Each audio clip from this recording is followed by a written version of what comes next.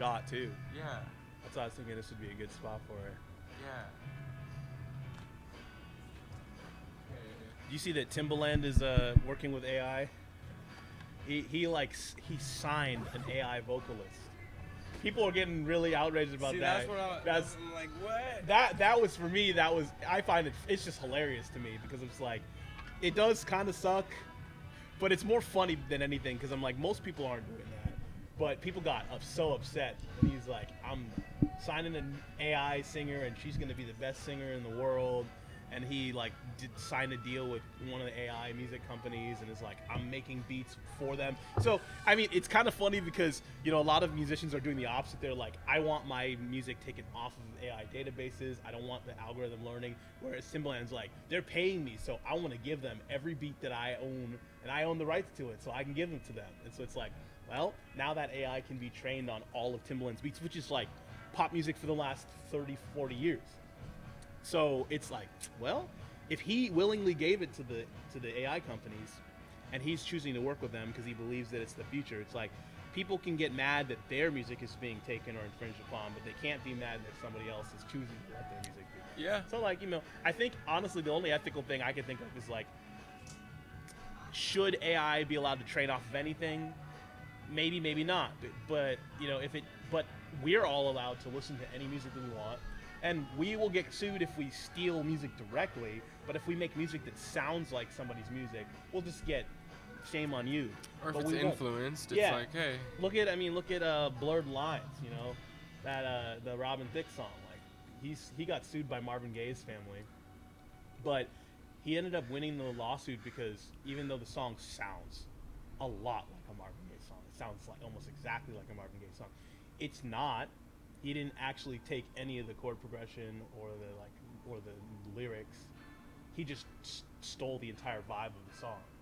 And it's like, well, if that stands up in the court of law, then I guess AI should too, because AI isn't really doing anything different than that. It's just faster and better at it than most people. Only in some ways. Like maybe it's not as creative, but it saves people so much time though. Like imagine if you could use AI to make sheet music for every song ever written.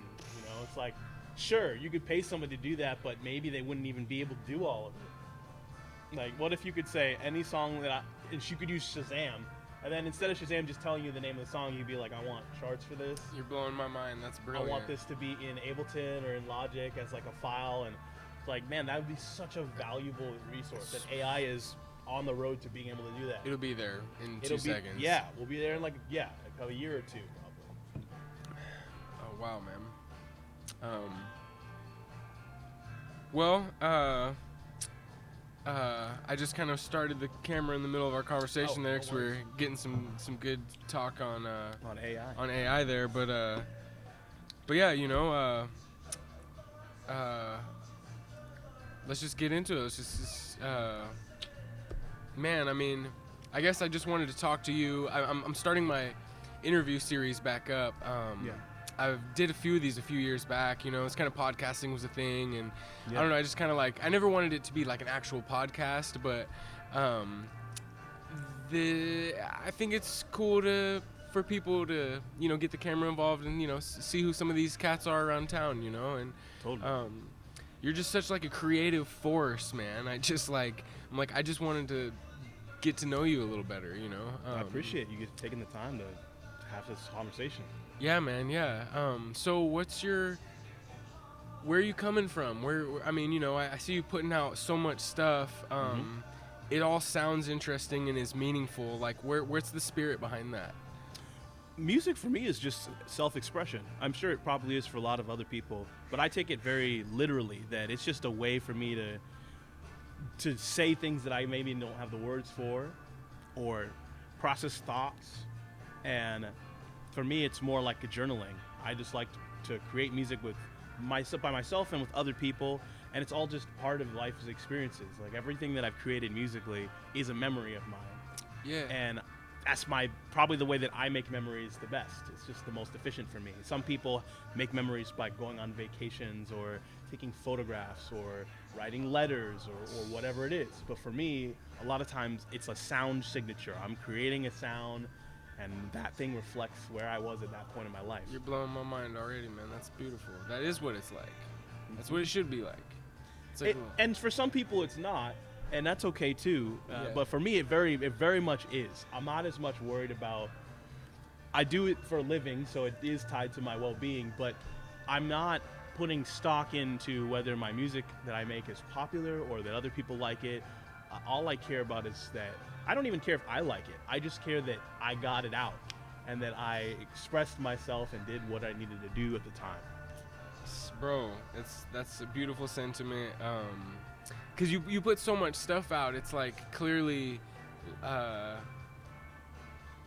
mean, I feel kind of the same way. I wake up every morning and I've almost got a creative bug, you know, and it's like kind of, it's like a journal entry or something, you know, and the way you've done such a good job over the last few years capturing them all and being able to keep putting them out, you know.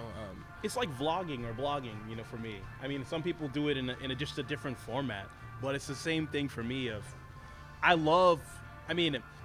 don't do it, I hope it doesn't come across as vain, but I love going back to old recordings or things that I've made and just listening and thinking about where I was at that point in my life. Not even really thinking, wow, this was so good, I'm so good, but just going, wow, this was a memory, this was an important time for me, and I wonder what I was going through my head at the time, what led to these ideas sounding the way they did. So did you start on drums? No, I started drums about 10, 11 years ago. Okay. I started on guitar or bass. Like I started playing music when I was maybe 2, and my dad had a bunch of instruments around the house. It's hard to say what I really started on, but he had a bass guitar, a keyboard, and then we didn't really have drums, but there was like a bongo or something that was sitting around the house at some point. So, I mean, I probably tapped on that, but I mostly gravitated towards guitar and bass, and I loved playing the like demo button on the keyboard. So, you know, I wouldn't call myself a keyboard player at that point, but maybe that was my sign that I liked production though, because I liked messing around with all the demo buttons on the keyboard and making different types of beats. And well, the first time I saw you play, you were playing tenor, I think. Yeah. And I was really confused because the next time I saw you, you were playing keys. Yeah. And then I saw you after that and you were playing drums, and I was like, this dude plays all of the instruments better than anyone plays one of the instruments. I'm still figuring it out on all those instruments, but I studied saxophone in college, so that's the instrument I've probably played the most because I started sax when I was 11. Yeah. And I didn't take lessons or anything, but I was just in band for a really long time. Yeah. Probably not that much longer than most people though, because I feel like in middle school and high school, people do band. This is kind of a part of their experience if they're interested in it. So I did that, but then I decided that I wanted to keep going, so I studied classical saxophone. So I feel like I have the less BS on saxophone, the least amount, just because, which is kind of something I've had to sit with, is like, is it really that I'm more qualified to say that I play saxophone because I went to college for it versus learning on my own? I mean, I've spent more time playing drums at this point, I think, than I have playing saxophone, just because even though I was playing lots of hours as a kid, I'm performing all the time on drums. Yeah. And I play keyboard functionally all the time during the day. So it's almost, now I'm getting to this point where I've almost spent more time on those instruments than the instrument that I have a degree or that I studied in. Do you think that that's just by the necessity of the gig, or?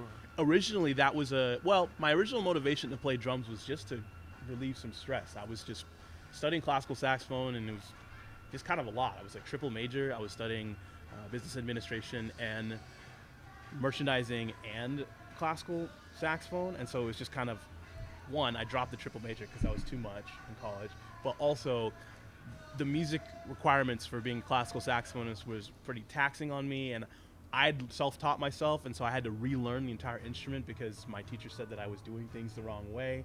So I started playing drums as just a way to, I don't need to be good at this, I don't need to be skilled at this, I'm just going to do this and have fun, and I'd play to nothing, or I'd play to beats or whatever. And then it became a point where I realized that even as a bad drummer, there were more opportunities for me to work. Everyone needs a drummer. Than as a good saxophonist or whatever people think I was. Okay. So then I was like, well, maybe I should just start getting some gigs as a drummer. And then at a certain point, people just stopped calling me for anything on saxophone, even though they kept saying, "Oh, you were such a good sax player," or "We'd like to see you play sax." And to this day, I still get people who are like, "I wish you'd play more sax," but my phone is never ringing for sax gigs. You're like, well, hire me. Ever. I'll play it. Hire me. The ones that I've had are big ones a lot of times, but they come around every 3 or 4 years, and it's like, "Oh, can you do this one big show?" And then that's it. Or teaching. I teach saxophone. But that's like the only time I'm playing saxophone is that. I could play more if I made it my band leader instrument, but since I do it for a living, if I play saxophone, I have to add an extra person to the band. I usually just play with trios and duo projects just because I actually do it to survive. So in this case, it's like if I was to play saxophone, I'd be making less money every single time I play. And I would have to find a drummer who can handle some of the music that I write, which is pretty involved. It's like, you got to be the drummer now, man. Yeah. That's it. So, and that was another thing I was like, man, the music that I kind of have in my head it's not that a lot of drummers could play it, but would they want to spend the time to learn it? I'm pretty particular about how I like drums to sound, and I love so many drummers, but I wouldn't want someone to feel like they're just having to learn how to do what I do and not be themselves. Yeah. So I'd rather just do that myself and just have the music be what it is. Man, I feel you 100%. I have this other band, this kind of rock band I've been in for a lot of years, and I wrote these guitar parts with the intention of kind of passing them off one day, and it just never happened. And then as I tried to kind of, okay guys, like I'm gonna not play this time and just try and play some horn or something, you know. It sounded cool, but it just didn't have the like solidity of, it's like it was born from me playing those parts. It's like I can't take that out, or it almost starts to change and be something else, you know. So it's like, yeah, it becomes like part of your identity and or the identity of that music. It's just sort of something that you created from those parts. As it should, like that's the nature of it, right? Like really, you know, it's like if someone else is playing the drums, it's almost like a different band now, you know? That's how I feel for sure. Like, I mean, even I've thought about it a lot. My identity as a drummer is different than my identity as a sax player. Like the people that I would want to play with as a drummer, there's overlap with what I'd want, but the things that I value as a sax player, like, oh, I like this connection, might just be different. And then when I'm playing drums or when I'm behind a keyboard or doing more production type stuff, there's different people and different bands that are perfect for that. Yeah, that's cool. What kind of stuff do you like to play horn over? Horn is, I'm so particular. I mean, what I've really been enjoying lately for horn is I've got, like, when I'm playing tenor, I have a whole pedal board set up now. Okay. And so I'm running, I like effects. I find that I'm bored with the sound of the saxophone, for me. But I love when other people play saxophone by itself. But I guess because I've played for so many years, I'm more interested in having that flexibility that a guitarist would have, or a keyboard player or something. So, I mean, I have a pedal board set up for my tenor, and then I also have this thing called the Imeo, which is like a digital saxophone. One? Yeah, how do you like that?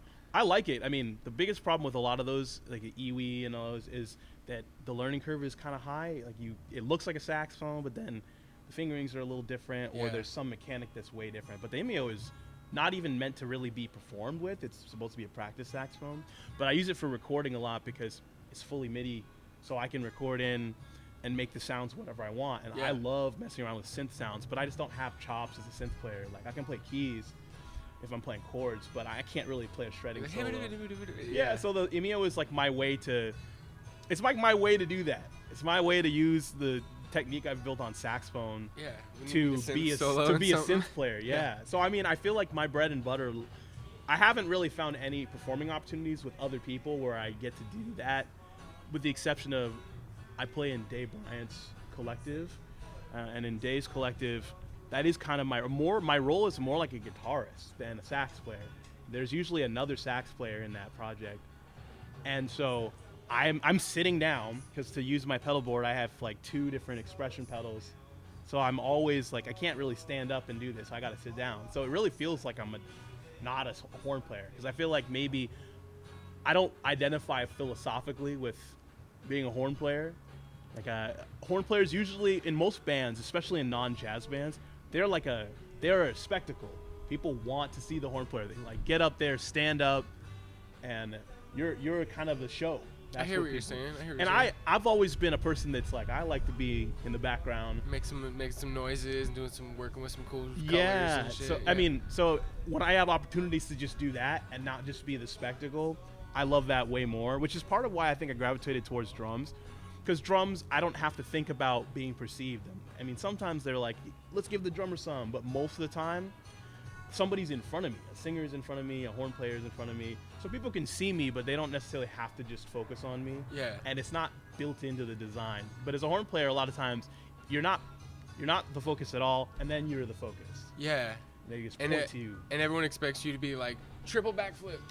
Or they want you to do this. You know, they want you to make it a show. Make it a show. Be exciting. Yeah. And for me, You're it's like, no, I want it to look like I'm behind a modular synth setup, and I'm like this. I'm leaning down, and people can't even see that I'm there. But what I want is people to be like, what was that sound? Like, how did you create that? How did that come from? And with the collective with Day, that's one of the few projects where I can do that. And Day is cool with that. Cool. Sometimes I'm not even really, I'm playing a saxophone, but really I'm playing the role of like a DJ or like a sound designer. Yeah, sound designer. People are like, how did you even make that sound with the saxophone? You're like that's your input, and then you're using. I'm like tapping, you know, I have like a contact mic on it, or basically a pickup on my sax. So because of that, I'm like, if I hit any part of the sax, it doesn't make the sound of a horn, but it's still being picked up by the pickup.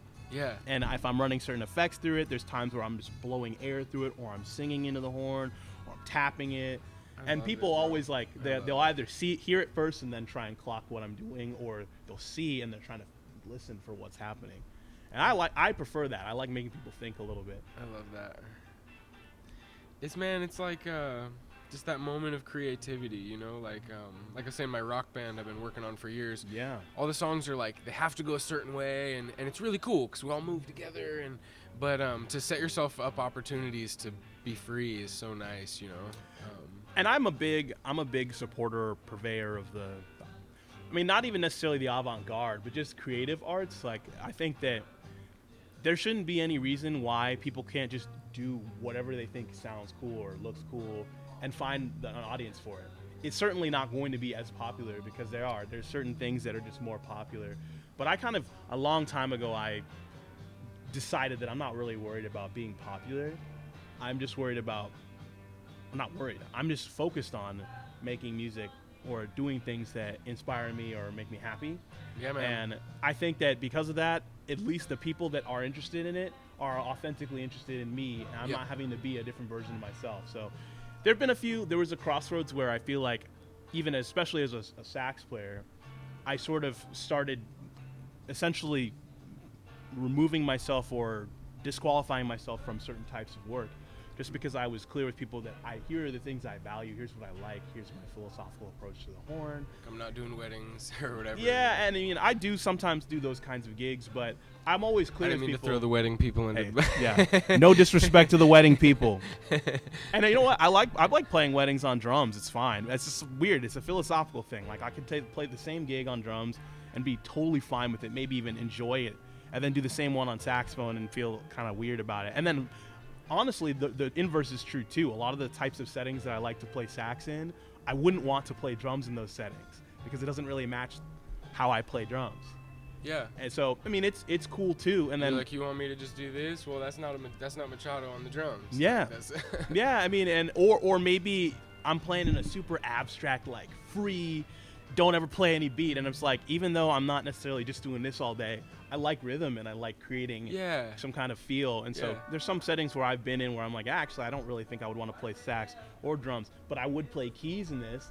I like playing keys, not as the main keys player, but as like the auxiliary person, where I can do all the sound design stuff and the pads and So I mean, it's like finding my role in any musical setting it's been fun. Like, when I was in college, I played bass in a reggae band, and I actually really liked it because you're just chilling on the bass. Like, I didn't have to, I wasn't very good at bass, so I was like, I don't have to go past the cash register. I'm just up here on the bottom of the neck. And I also was just never really having to worry about, all I had to do was just keep time with the drummer, and I played drums so I could hear that. Yeah. And it was fun. I would like roll all the highs off and just turn the bass way up, and you sit on the amp or something, and you just vibe out. Like I would still do that. I would play bass in like a chill indie band or a reggae band or something, just because I like the feeling of being a bass player in those kinds of settings.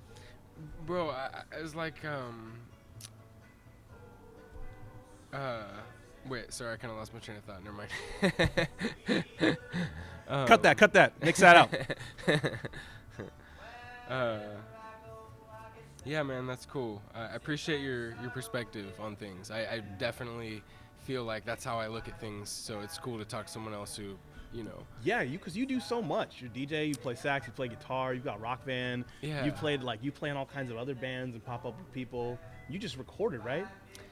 We're in the process of it. Yeah, I guess we did. We just recorded. We just finished. I'm gonna scoot out of the sun a little bit. I'm getting cooked. Do your thing. Yeah, we. It's crazy. It's like a garage band with a big horn section. Yeah, you got a great band. I remembered what I was gonna say. Okay, all right. I like how you said about the drums. The reason why you started to play the drums was because you were like, I don't have to be good at this. I did the same thing. I have a drum set at home, and I'm like not on the level you are at all. Like I'm like on this level, but to do something that's so elementary for my music mind, where I'm like actually to sit down, it's almost like relaxing to sit down and be like, oh, I'm just gonna like doom clap, and just see if I can just, you know, because I don't have any of that stuff, you know. So, but you get to put your spirit into. You know what a good drummer sounds like to you. Yeah. And you're able to find your version of that for what you can do. And I'm confident in myself, you know, so I don't feel like I need to be good. I'm just like, this is where I'm at. But it's like, I would totally play drums in like a indie pop band. You know? And that's always how I imagine. I mean, a lot of people I feel like there's instruments where, like for me, drums actually, it started off as something that was fun, but I feel like I've always been naturally rhythmically inclined. Like it's just something that I've enjoyed, so it felt more natural. It's almost like I felt like I found my instrument when I started playing drums. But I started playing piano, and I started playing, you know, I played more bass in college, and those instruments I didn't feel like I'd found my instrument, but I did enjoy playing them. And I still love, I mean, I think piano is still my favorite instrument. I know for sure it's my favorite, and I would give up all of my skills on every other instrument to have equal skill on the piano. What is it about the piano? I just love that piano to me is self-expression for sure, because I love that you can do all of the three things in music. You can do melody, harmony, rhythm. Yeah. You can do it all on the piano. And then beyond that, because the keyboard has been an instrument that's so capable, like now synthesizers can do anything. And it's not just that they push buttons. Like some synthesizers are like tactile, you touch different points. Some of them you can use a theremin, but it's cool that the connection of the keyboard and the world of electronic music now is so deep too. And I think that piano just bridges that gap. But even if it was just an acoustic piano, I just sit down at a piano and I feel like I'm at home. But I don't really care to be seen playing piano. Like I'll play piano for people sometimes, but I'm not really trying to be perceived. I'm like, I'll go find a piano somewhere and it's just for me. I don't really want anybody to listen. And the music that I write, it's all at the piano, but it's all just in my room. You know, it's like music that I don't mind other people hearing, but I'm not there to perform it on piano. It's just a way that I get my ideas out. Man, I identify with so much of what you're saying today. It's crazy. That's cool. Yeah, man, I feel that way too about the piano. It's just so cool that you can do different root movements. Yeah. You know, because it's like on the guitar, you can kind of do it on the guitar, but you're so limited by your stretches. The piano is there's so much you can do because you've got two hands, and the system is very consistent. And for me, I'm a very shape-oriented person, so on every instrument, even on saxophone, which is kind of weird because the instrument it's just designed funny. But when I'm playing, I'm not thinking about things other than shapes most of the time. Like I now trained my ear and my theory and all that to know what that means. But for piano, my first time playing the piano was literally like, what can I do with my hands and my fingers? I'm gonna move up here and I'm gonna move down here. And what if I do this? And what if I do this? And what if I take this movement in this shape and I move it down? All of that stuff is just fully on display on piano. and it's the easiest to create a system for because it's consistent. Yeah. And I feel like there's just not a lot of other instruments. I really do love guitar. I love to hear it. I play with guitarists all the time. It's just never been an instrument where I feel like I can do what I want or get the ideas out. Like, I bet if I practiced a little bit more and developed more technique. But piano, even though I don't have technique on the piano, I still feel like I can get my ideas out really clearly on the piano. And guitar is one of those instruments where I now, because I play with so many guitarists, I try to write with guitar in mind, and the fact that the string crossings and the relationship between frets is important. And you can get some really cool sounds that are just guitar sounds, like holding a shape and moving it up the neck. You can't do that on piano, really. Like, it's hard. It's harder. Yeah, it's not as consistent, and actually in some ways. So it's interesting that some instruments, but same thing, like saxophone, there's certain things you can do that are really lyrical and smooth and maybe are harder to play on another instrument, or the fact that you can bend pitch, or that you can make your tone meaner or nicer, or your airflow, all that stuff. Like, those are things you can't do on piano, you can't do on guitar. Yeah, when it's just dong. Yeah. You can't ever go. But nowadays you got a synth, so you can hit a chord and you can ride the knob. So it's true. It's like nowadays, and the same thing with sax. Like, you can't play chords on sax, but now I can. I have a pedal, like a sustain pedal. Well, I have a sustain pedal where literally, like, you push it down, and every note that you push, you can stack chords. Sick. And I'll do that all the time. And now I've got that attached to a whammy, so I'll stack a chord, and then I'll use the whammy to figure out what I want the new chord to be and blend the chord in. And then I can run it through a looper and save that chord, or make it one shot and then play it as a sample and then play another. It's like with technology now, you can start on or play any instrument. It's why you see people who are like, I play vibraphone or I play harp, and now I'm like a synth player because I have the technology on my side. Yeah, I mean, like the electric sax, you know. Yes. Yeah, I love the electric sax for that reason. It's like a lot of times when I use it, people don't even know that it is a saxophone. Yeah, they're like, what is that device over there? Yeah. I mean, what I really like doing now is like I'll scat a solo, like a vocal solo, and then convert it to MIDI and then run that through a synthesizer and then take the vocals off. And so then I'm just like, it's just a synth solo. It's a solo, yeah. And but then when you listen to it, you're like, there's certain things that are natural for every instrument. And there's things that are natural for singing that are not natural for any instrument. Yeah. So the lines that I come up with that way, like if I do a sax solo that's MIDI and it's a synth, and I play a synth solo on a keyboard, and I play a synth solo scat, those three solos, I have different levels of technique for those three things. Yeah. But even if you were to just slow it all down, the ideas are totally different shapes because my vocal range is different. It's like larger than my range on saxophone, but then my speed on saxophone's higher, and then my control and my understanding of shapes on piano is a different thing. And so I can play. It's easier to play sequential things on piano. Yep. Like, I'm going to play the same exact thing. Yeah, versus on saxophone, it's like, this is different fingering. This is a different fingering. Yeah, each key. Yeah. And for vocals, you have to keep your pitch. Yeah. And you have to make sure that you don't cross the breaking point where you're going from your head voice to your chest voice to your head voice, or vice versa. Yeah. Yeah, man. Yeah.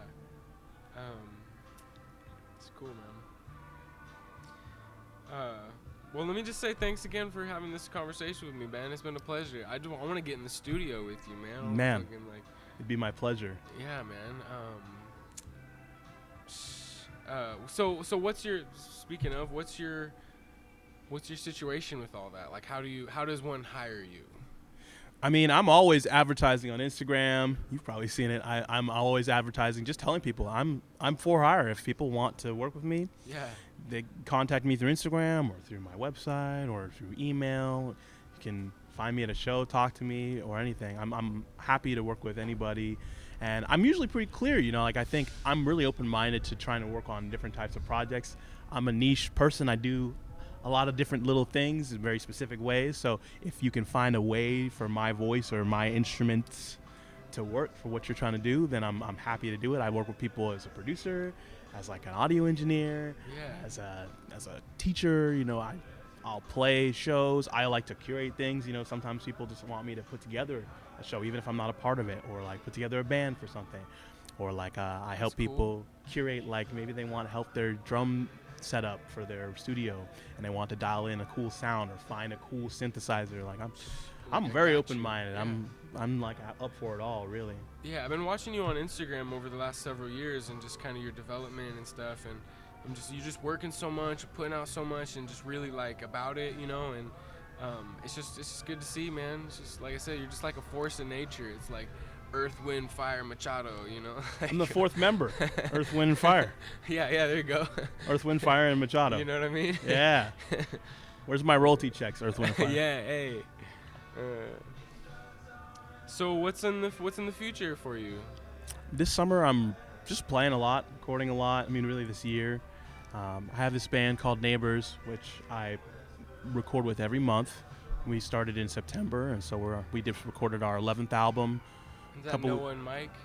Noah and Mike is a band called Gamsim 2.0. Okay. But Neighbors is me, Mike Gamble, and Garrett Baxter. Oh, okay. Yeah. That's and Garrett that on bass. Yeah. Yeah, Garrett's playing bass, and so we're kind of on a tour.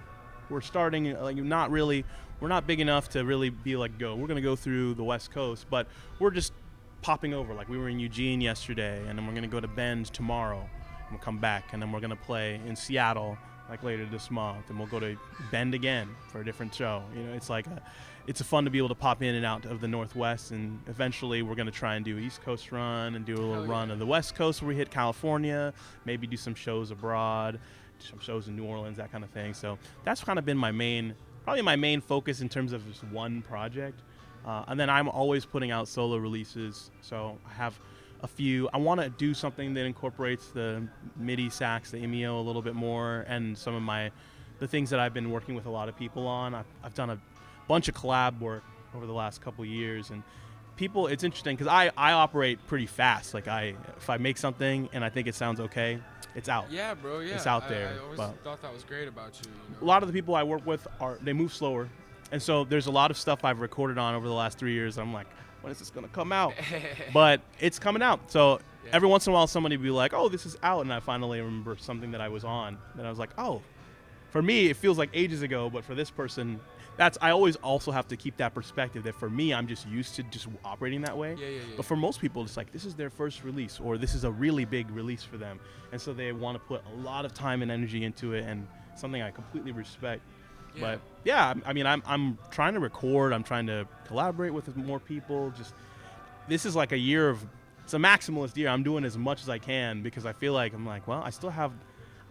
I don't think I have the energy sometimes, but I'm like, I still apparently do.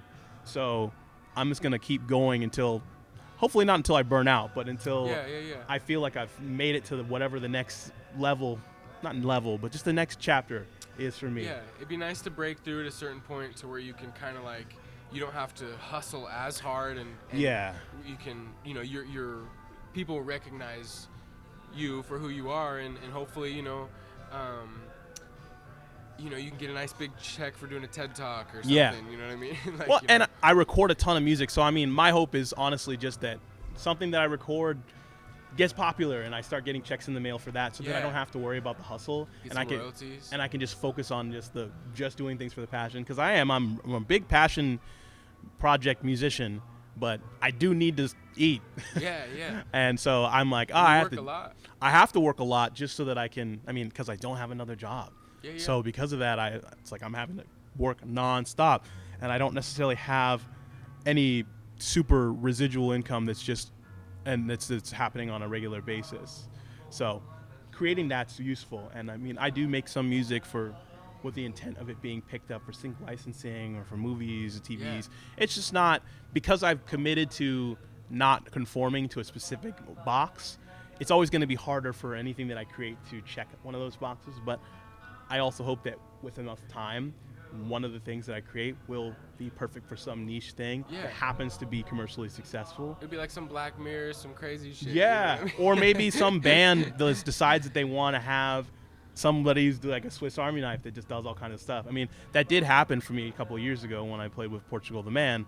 I played like 4 instruments for them, and that was kind of the thing. It was kind of the spectacle. Like an auxiliary person, kind of? Yeah, I just did a bunch of random stuff for them, and they had doubles of pretty much everything. Like I was doubling on drums, and I was doubling on synths, and I was doing electronics for them. But then sax was the only thing they didn't have at the time with anybody else. But even if they had another horn section, I'm still like, what I'm doing would still be different from that, because I was doing the electric sax. And Man, I mean, like I said, I today you said a lot of things that I've really, I personally identified with. I appreciate your sticking to your guns creatively, and it's easy to get lost in the trap of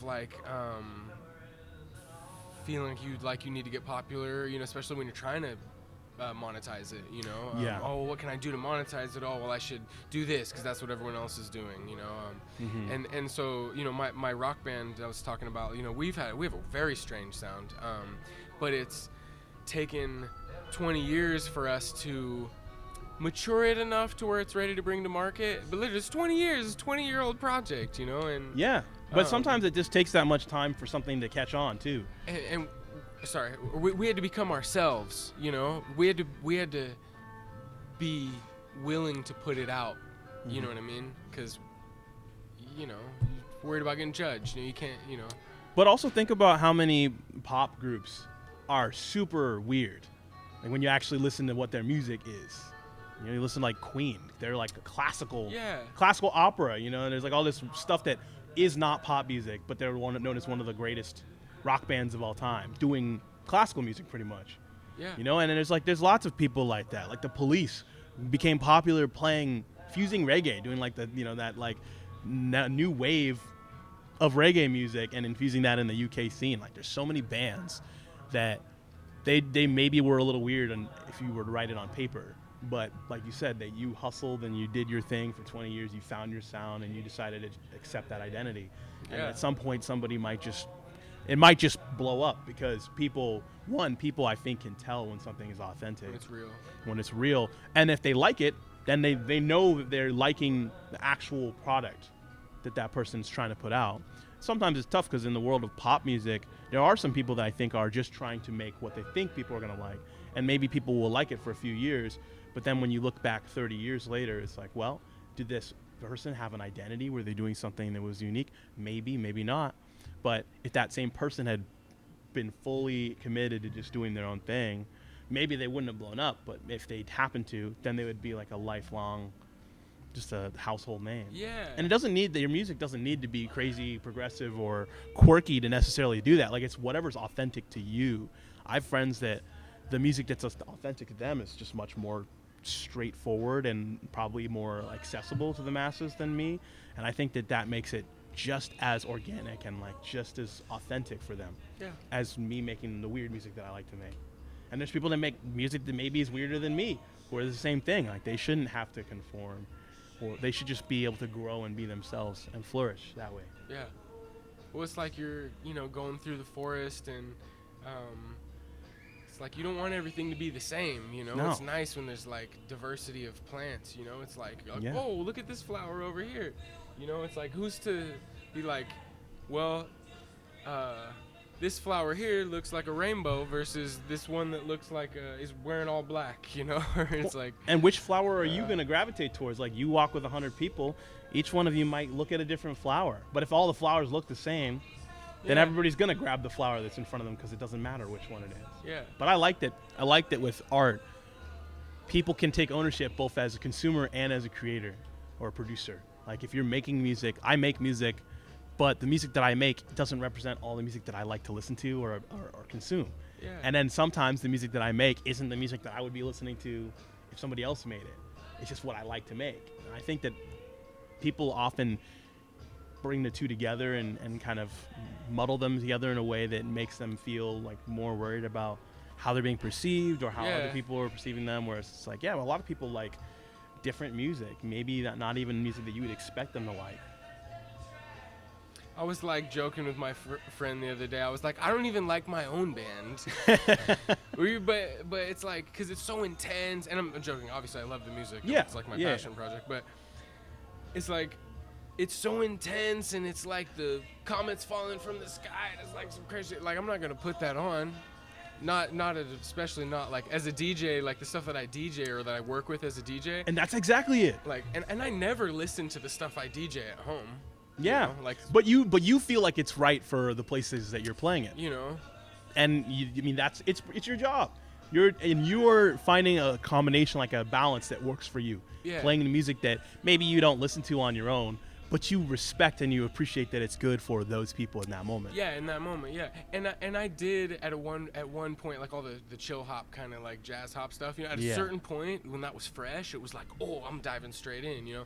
But after I've listened to like a million of those puppies, I'm like, I don't care. I don't need to listen to that. I don't even care. But that's the cool thing is there's no art. I can't think of a single artist or musician or creator where I would listen to or consume their art 100% of the time, all the time. Like, it doesn't matter. It could be your favorite thing. There might be a moment where you're like, I don't really feel like I want to listen to something this chill or this intense or this colorful, this quirky. Like, maybe there's just something about the music that's just not right. It's just like, maybe you like a burger, you like a hamburger, but that doesn't mean that you want every meal to be a hamburger. And it doesn't mean that you think that everybody should eat hamburgers only because that's your favorite food. Like, you know, I think it is the commercialism, like we were talking about. I think everyone's trying to like, there is a little bit of a push to define yourself, you know, so you can sell it, you know, package it, and I think that is important. Totally. But you have to find a way to do it naturally. It's really you know? Yeah, it's striking that balance because I mean, obviously, if we could all just do what we wanted and not have to worry about surviving with money, then we would all be doing totally different things. Like, even musicians would probably be doing different things. Maybe they wouldn't be doing some things that they appreciate that they can do now. But that's just we live in a society, as they say. We're in a consumer world where we need these resources to survive. So obviously, everybody in the world who lives in that kind of society will do a job so that they can provide for themselves and their people. But that doesn't mean that you can't find joy in those things as well. And that doesn't mean that people who are consuming those things are pre-prescribed to just only like it if it does this and this and this. Like, it's good to know the boxes, but, you know, think outside of the box, but still look at the box. Think outside of it, but maybe pull a few things from it. Sure. It's a little bit of balance. And don't take it so personally when people are like, oh, you should be like the exact pop music that everyone's listening to right now. You're like, sure, I would be rich and famous if I did that. Or it takes time to, like, you gotta teach yourself to not overthink it and to not worry about that kind of stuff. Like, I mean, for me, people are always like, you're so jazzy, even when I'm making music that I wouldn't classify as jazz. And for a while, maybe it used to bother me when I was younger. But now I'm like, that's fine, because there's just, music has so many boundaries and so many categorizations, and even if your music doesn't necessarily fit one description that somebody has for you, it's all just about how it hits each person. And as long as you're doing something that you enjoy and that feels authentic to you, it shouldn't really matter how other people perceive it. And if you can figure out a way to connect yourself to the right audience of people who are going to like it, that's really the only reason to focus on branding and how you package it, is really just to make sure that it gets to the people that you want it to get to, or that they discover it and are interested. Man, I appreciate you just being yourself and fighting the good fight, man. You know, it's like, if this was like a, you know, we're in like a culture war, you know, it's like I would see you as like a medic, you know what I'm saying? Well, yeah, I guess I'm more like a cleric maybe in this case. Or a shaman or something. Shaman, bro. Yeah, I mean, I'm the mystic route, like, I'm not the paladin or the warrior. But, you know, I think it's, not everybody needs to, I don't think that my approach is right. I just think it just feels good for me. Yeah. And I think that everybody should just do what feels good for them. I'm not trying to fight. I mean, that's the peace and love in me. I'm not trying to push anybody to think or approach things the way that I do. But I like that there's so much diversity in the world. And even as artists, the way that we all approach, like, I love hearing about how you conceive of your projects and how that music influences you. And especially since you are both a DJ and like a multi-instrumentalist. And you're also just going to all kinds of shows. Like, I see you out at all kinds of things, absorbing, and you're like, your ears to the pavement. You're always like interviewing and talking to people. Some people I know, some people I've never heard of. Like, it's good that everybody's moving and operating a little differently. I think it's like, if we didn't have that, the world would be so boring. Like you said, the forest would look exactly the same. Yeah, man. But we're all our own unique flowers.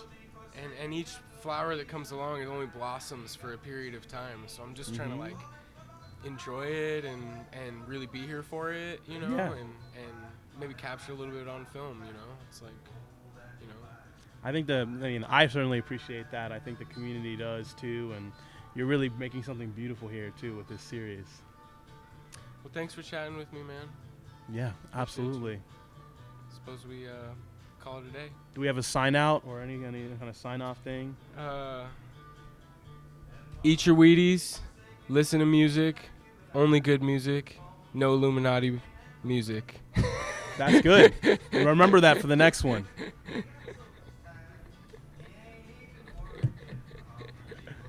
I'm just kidding, but you know what I'm saying? Pop music nowadays, I'm like, psh, it's all bullshit. I'm like, that ain't real music, you know? I mean, some of it is, but you know what I mean? It's like, I'm like, there was 10 people got in a room to create the perfect song. The muse wasn't there for that. No. Well, it's also just like pop music itself is bound to fail. Like anything is bound to fail at some point, because if you keep asking people what makes it popular or why people like it, people change. It's a cycle. Everything, it's a cycle, and we go through different cycles. Generationally, people change. The things that they like, things can be made cool just because somebody thinks it's cool. And then all of a sudden that influences the pop music of the next generation and the next generation and the next generation. So, I mean, it's the same thing. Like, no pop music will be the same either, because we're just different people now. We're not the same people we were before.